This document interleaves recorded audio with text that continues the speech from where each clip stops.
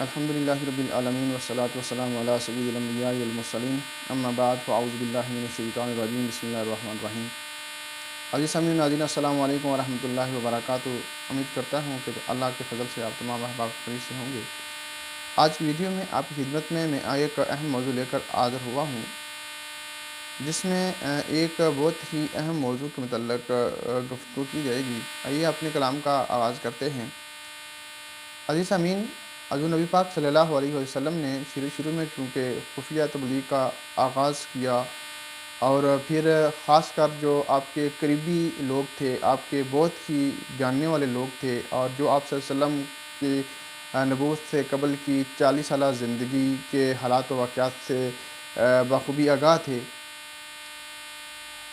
ان کو آپ صلی اللہ علیہ وآلہ وسلم نے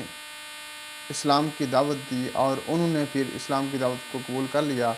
اور پھر خفیہ طور پر پوری حکمت عملی کے ساتھ اسلام کی دعوت جاری و ساری تھی،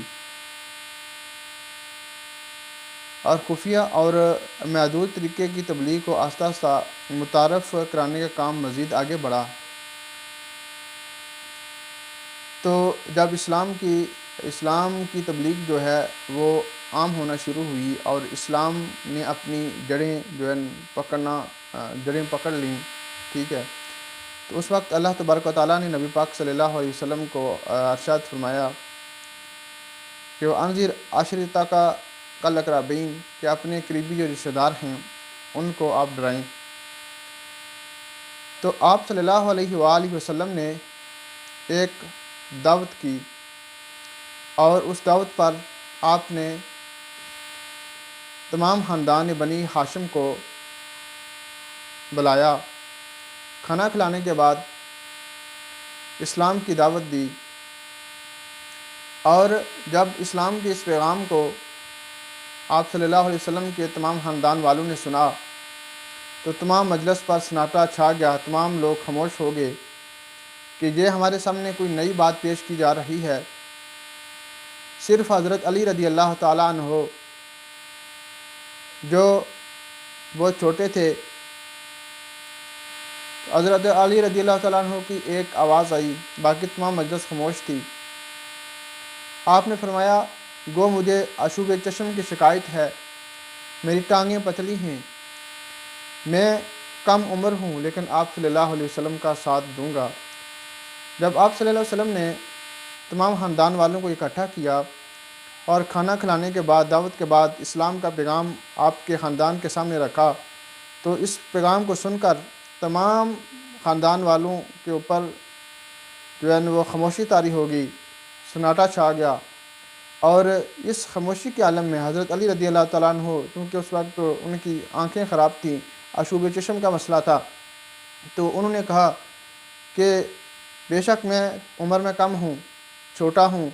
میری آنکھیں خراب ہیں، لیکن یا رسول اللہ صلی اللہ علیہ وسلم، اس میدان میں آپ کا ساتھ دوں گا۔ اگرچہ خفیہ تبلیغ کا کام جاری و ساری تھا، لیکن اللہ کے نبی صلی اللہ علیہ وسلم نے صرف چند افراد کی اصلاح نہیں کرنی تھی، بلکہ اللہ تبارک و تعالیٰ نے آپ صلی اللہ علیہ وسلم کو تمام جہانوں کے لیے رحمت للعالمین بنانا تھا، اور اس وجہ سے آپ صلی اللہ علیہ وسلم نے تمام عالم اسلام کو اپنی ہدایت سے منور کرنا تھا۔ اس لیے 3 سال کے بعد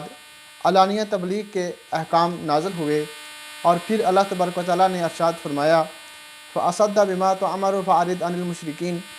کہ جو آپ صلی اللہ علیہ وسلم کو حکم دیا گیا ہے تبلیغ کا، وہ برملا بیان کیجیے، مشرکوں سے کنارہ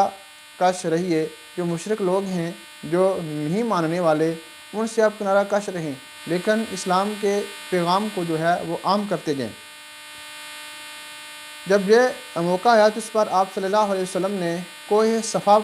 پر کھڑے ہو کر آواز دی، دے کر تمام اہل مکہ کو صفا کے دامن میں جمع کر لیا۔ جب لوگ اکٹھے ہو گئے تو آپ صلی اللہ علیہ وسلم نے پوچھا کہ اگر میں تمہیں بتلاؤں کہ اس پہاڑی کی دوسری جانب سے ایک لشکر جرار، یعنی بہت بڑا لشکر تم پر جلغار کرنے والا ہے، تو کیا تم میری بات کو مان لو گے؟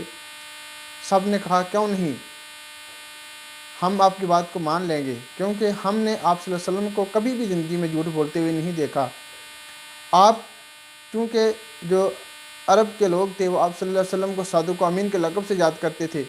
اس وجہ سے آپ صلی اللہ علیہ وسلم کی اس بات پر انہوں نے لبیک کہا، جبکہ ہم نے آپ صلی اللہ علیہ وسلم کا ہمیشہ سچ ہی بولتے پایا ہے۔ آپ صلی اللہ علیہ وسلم نے فرمایا، تو میں تم کو کہتا ہوں اگر تم ایمان نہ لاؤ گے تو تم پر سخت عذاب ہوگا، اور اگر تم دونوں جہانوں کی کامیابی چاہتے ہو تو پڑھو لا الہ الا اللہ محمد رسول اللہ۔ تو اس موقع پر ابو لہب نے بدزبانی کی اور آپ صلی اللہ علیہ وسلم کو برا بلا کہتا ہوا چل پڑا، اور جس سے جلسہ جو ہے درہم برہم ہو گیا۔ اور ابو لہب کی اس بدزبانی کا جواب قرآن مجید کی سورۃ اللہب کے اندر دیا گیا، جس کا ذکر ہم آنے والی ویڈیو کے اندر کریں گے۔ اللہ تبارک و تعالیٰ کی ذات سے دعا ہے کہ اللہ رب العزت ہمیں حضور صلی اللہ علیہ وسلم کے دامن سے وابستہ ہو کر اپنی دینی اور دنیاوی زندگی بہتر کرنے کی توفیق عطا فرمائے۔